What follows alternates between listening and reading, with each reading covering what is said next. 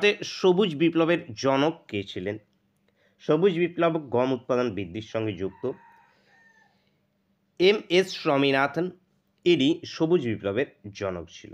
মাথায় রাখবে সবুজ বিপ্লব গমের সঙ্গে যুক্ত সবুজ বিপ্লব। এছাড়াও আছে আমাদের সাদা বিপ্লব, দুধের সঙ্গে যুক্ত। রুপোলি আছে ডিমের সঙ্গে যুক্ত।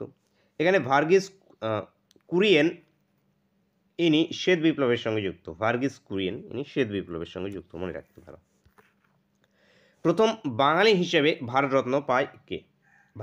প্রথম ভারতরত্ন কে পেয়েছিল?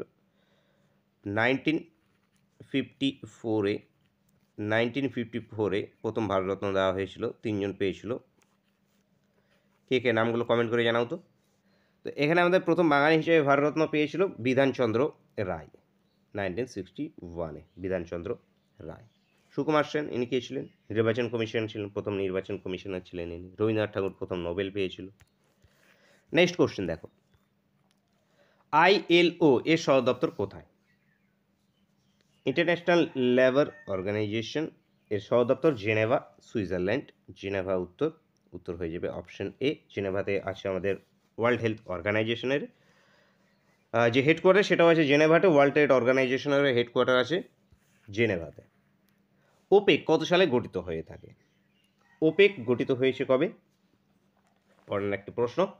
1960-তে 1960 সালে ওপেক গঠিত হয়েছে। এর হেডকোয়ার্টার আছে ভিয়েনাতে। ভিয়েনাতে আছে ওপেকের হেডকোয়ার্টার। আন্তর্জাতিক শিশু দিবস কবে পালিত হয়? আন্তর্জাতিক শিশু দিবস 1 জুন আন্তর্জাতিক শিশু দিবস পালিত হয়ে থাকে। 5ই জুন আছে বিশ্ব পরিবেশ দিবস পালিত হয়ে থাকে 5ই জুন। 21শে জুন যোগা দিবস, আন্তর্জাতিক যোগা দিবস 21শে জুন পালিত হয়ে থাকে। 14ই জুন কি আছে? রক্তদান দিবস আছে, আন্তর্জাতিক রক্তদান দিবস আছে 14ই জুন। Next question,